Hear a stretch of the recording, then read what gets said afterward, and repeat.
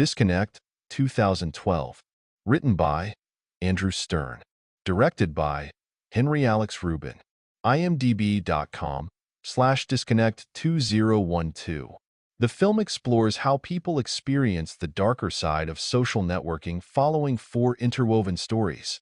1. The story of an up-and-coming news reporter exposing underage webcam chat rooms, cam whores. 2. A former Marine and his wife, while dealing with the death of their infant son, have their identity stolen along with all their money. 3. Two boys impersonate a fake made-up girl, Catfish, on Facebook and convince a recluse musical savant teenage boy to send a nude picture of himself as the boys distribute it to classmates at their local high school. The picture circulates to nearly everyone in a day. Embarrassed by the cyberbullying, he attempts to hang himself only to have his slightly older sister to find him. 4. One of the two boys that pull off the cyberbullying has problems of his own with an overly critical father dealing with being a single parent after the wife dies of cancer. I did like this movie for a lot of reasons. Being involved in social networking the way that I have been since before the beginning of the term social and networking, I found a lot of these topics are right on. Before the unwritten rules of social networking started making its rounds around 2008, most people chatted online with complete strangers. It was a process of getting to know new people in a unique way. It was also a way to escape your life as you knew it then. You could be totally someone else online than you were in reality. People still do that. It's not as predominant as it was in the late 90s and the early part of the 2000s, but it is still there. Back when Yahoo was just taking off and AOL Hometown were the ways one could meet new people online with profile pictures and a small bio. It was the MySpace, Facebook of the times. When MySpace came out, now one could do searches for specific things rather than just sex type, age, and distance. When Facebook first started being the more popular of the social media sites, it also shared this idea. When MySpace sold out and totally became a pop culture site about entertainment and not about meeting new people, people turned to Facebook. Facebook was great for the first few years. Even better, simpler than MySpace. Around late 2009 and 2010, Facebook started changing its philosophy on how people should know each other or get to know each other. There were now banner ads everywhere, like pages for silly things like upcoming movies. One could check into just about everything and anything. It was basically a roadmap for one's social life. Facebook used to be about meeting new people, making new connections along with catching up with family and old friends from the growing up days and the high schools. All of a sudden, that was frowned upon. Now it was pretty much over a 3-month period about expanding your inner circles. Now, the only real way to meet new people was through mutual friends. If you added someone completely random and did that too many profiles, Facebook would flag you as a spammer and suspend your account. If you started using certain types of language or phrases, you were suspended. If you posted too many outside links, you were suspended. If you were reported too many times, you were suspended. Over the past few years, Facebook has made it nearly impossible to meet new people based on age, location, sex, interests. Now it is all about mutual friends and interests. Instead of having a take on a subject, now you have everyone's friend and social friends would comment on it. One could no longer have an opinion without it turning into a Facebook war, or some sort of bullying would start. All this is relevant to the subject of this film. They have replaced Yahoo, AOL Hometown, MySpace with very specific types of social networking. Dating. Social networking sites dedicated to dating or casual dating. They have now separated that too with sites based on creed or race, a la blackpeople.com, farmersonly.com, etc. In this film, they have social networking sites for grief, where one can go and chat with other people who have had a loved one die. The same things on here. Bio, chatting, webcam to webcam, picture sharing. All of the same rules or unwritten rules apply. I may do another note just on the unwritten rules of the internet. Gonna take my time with that one. This movie deals with all of the darker sides of how this process works. I highly recommend this film. It's a rare gem.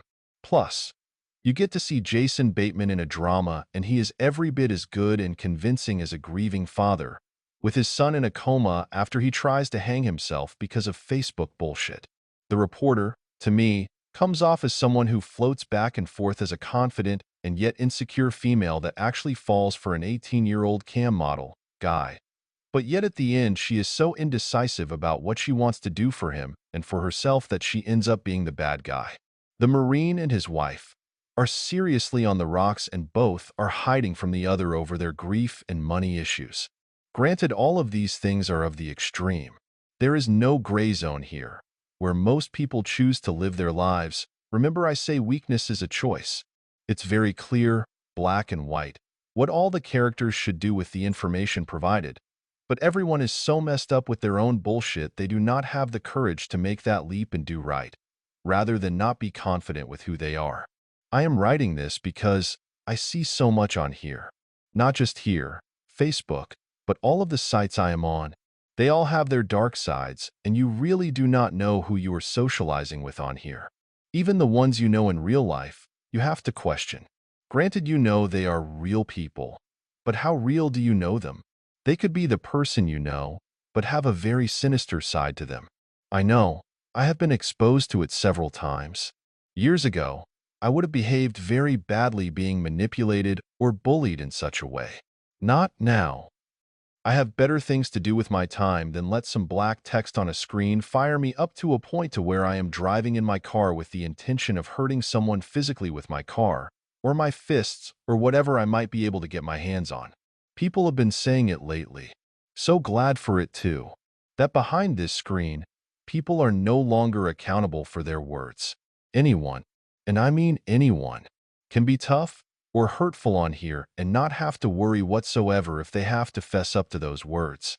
I know if someone literally came up to me in person and tried to pull some footstick with me on me, they would be looking down on me for a split second, and then I would be looking down at them, physically, literally. However, in this day and age, people no longer have to worry about that. Nor do they have to worry about having to deal with someone getting in their face either. The bully doesn't have to step up, and the bullied person doesn't have to stand up for themselves either. It is a total give and give situation, where no one has to be accountable for anything anymore. The point of this is, we are all suckers for something in life. Don't get sucked into this BS. Whatever number of sites you are on, get rid of all the people that bring the negative in on a constant level. Constant. People are going to comment about things in a negative nature, and it might be just them ranting their opinion that is different from yours. I mean, hurtful people that are out to be overly negative to ruin everyone else's perception. Beware of the ones that always want to befriend you, but yet never want to actually talk to you. Most of the people I interact with, outside of a few women I might be talking to on a dating site, I have their numbers and could call them at any time without a hitch. They would answer to say what is up. Granted, I will use Facebook Messenger a lot or text, only because I do not have time to get into an hour-long phone call, but just wanted to share a few lines of dialogue, to show I care. I care a lot. That is why I am so passionate about a lot of things. All right, I need to wrap this up. 1,500 words is a lot to talk about a movie I have hardly talked about. The movie is pretty good. It's dark, it's very grown up, but yet if you have teenagers, watch it with them. It deals with a lot of topics they are exposed to that maybe one has not had those talks with before. This is a discussion film, a movie you can watch with your teenage kid and share concepts and ideas about. You never know when your kid could be in the middle of something like this. Or maybe you are in a bad relationship and you want a way out. Instead of seeking help from fake Facebook friends, make a plan, buy your time, execute said plan, rather than seeing if some stranger will listen to you. Mostly, especially, if you are a woman, they are not listening. They are just waiting for you to make a mistake so you can be manipulated for their benefit. Some guys totally get off on that sort of thing. I know them. They were once called friend. Internet, phone, social site, reality. It's all the same, just played by different rules.